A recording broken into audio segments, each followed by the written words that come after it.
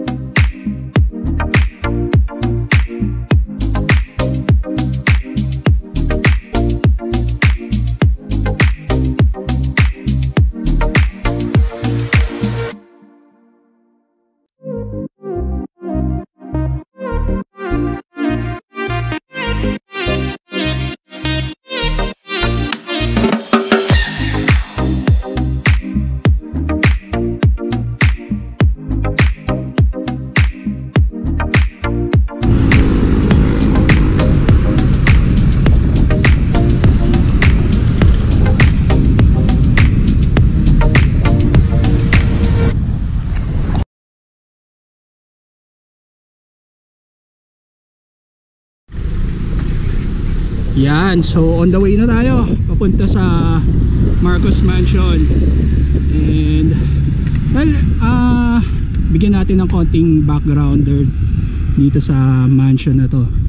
So pinatayo yan dito, bale parte yan ng Canlubang and Cabuyao. Actually parang nasa border siya. So mga around 1980s natapos yung mansion, early 1980s. So tagal na rin siya, around 40 years. Pero hindi naman siya continuously na okupado. So as of now, yung status niya, at sa marami na rin nakakaalam na mga nagpupunta dito na mga biker or mga nakasasakyan, is abandonado na siya.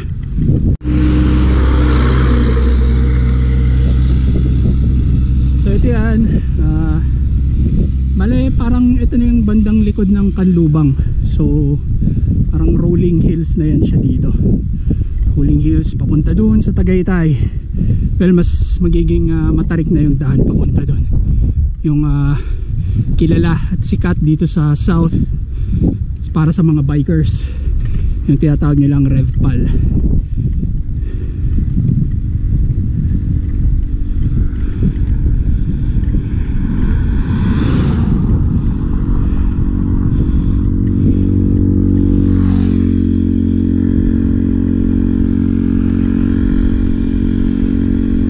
Dire-diretso lang yan papunta doon sa Marcos Twin Mansion. Then kakanan na lang tayo.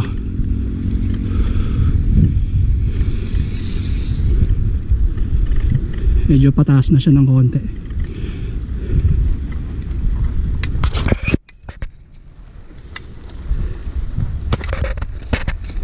So ito rin pala, merong isang hindi masyadong alam na lugar dito na actually kalapit lang din siya itong Marcos Mansion. Yun ay ang Yulo Mansion. So base doon sa usap-usapan namin nung batchmate ko nung high school, which is sila yung mga taga Canlubang, ang Yulo Mansion is mas nauna pa siya kaysa sa Marcos Mansion. And andyan siya.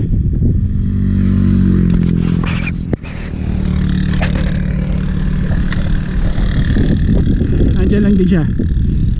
Actually nalampasan na natin yung entrance papasok sa Yulo Mansion.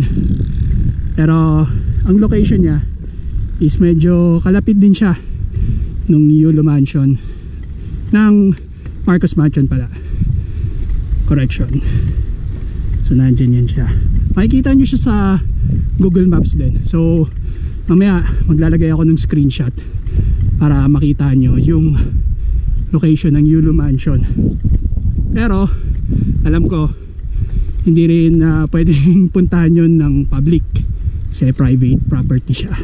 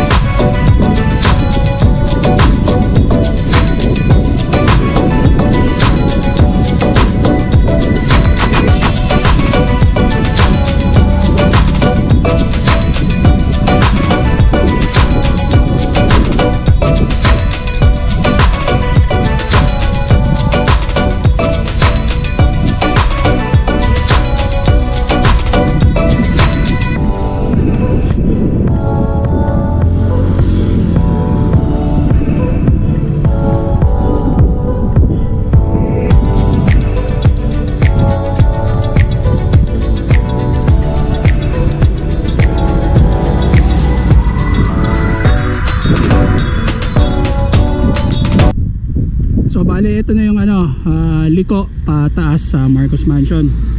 Pag diniretso mo yan yung kanlubang golf club. So ito dito. Yan, paakyat na yan.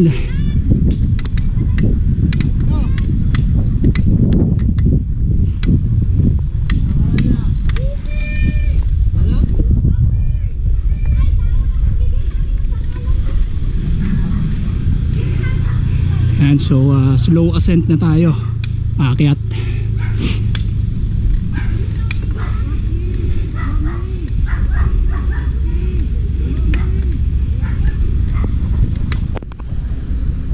Okay, so ito na, last few meters papunta sa Marcos Mansion. Dito na tayo, ayan na siya, Marcos Mansion or Marcos Twin Mansion, tapos sometimes also known as Kabuyao Mansion.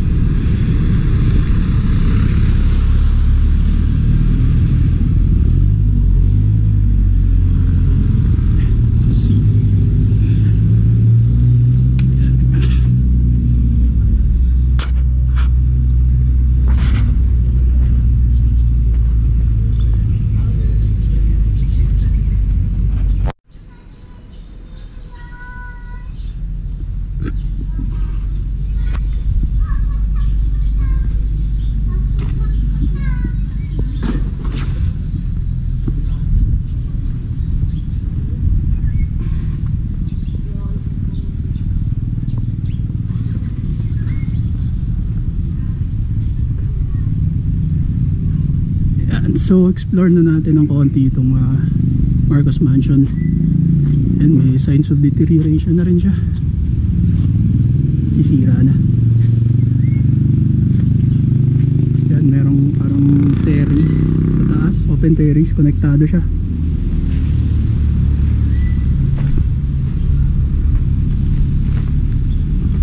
Kabila yan, merong aso. Daming aso.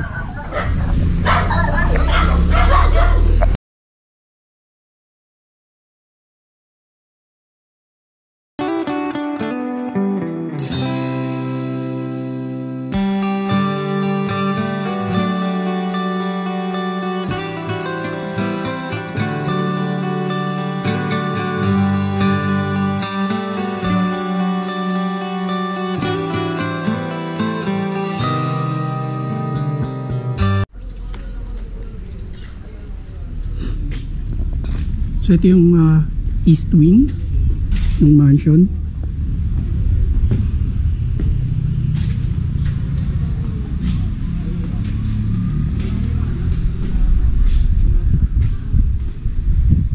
Tapos wala na rin laman yung loob niya.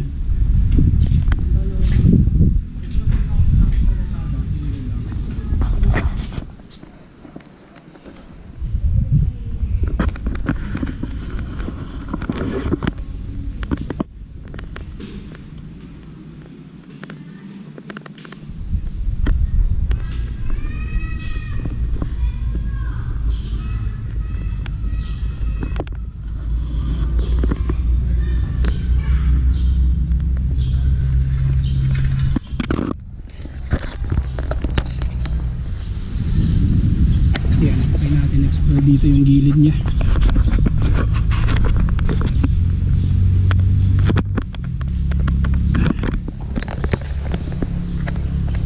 East wing.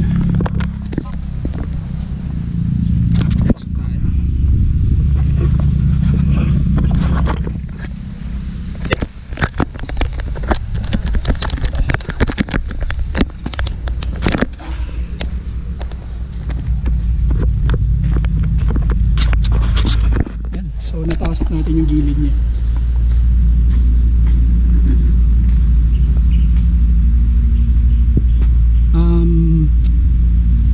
Ayun, tanaw yung Laguna Lake dun, oh.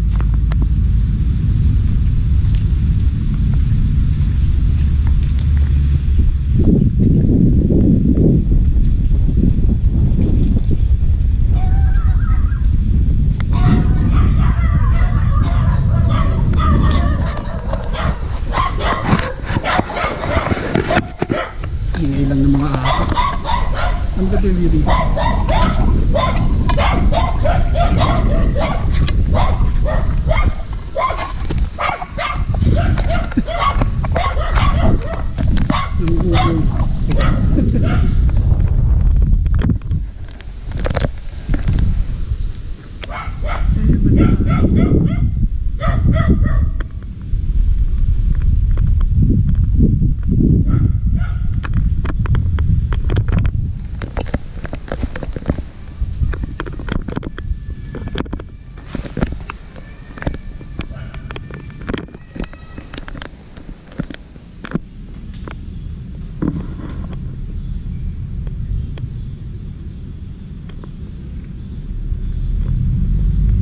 Merong portrait ng former First Lady, former President sa loob.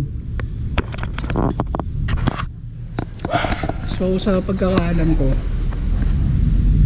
sinequester to yung Marcos Mansion ng PCGG, Philippine Commission on Good Government. And so as of now, alam ko pagmamayari siya ng gobyerno natin, pero ito yung estado na abandon siya, sira sa taas.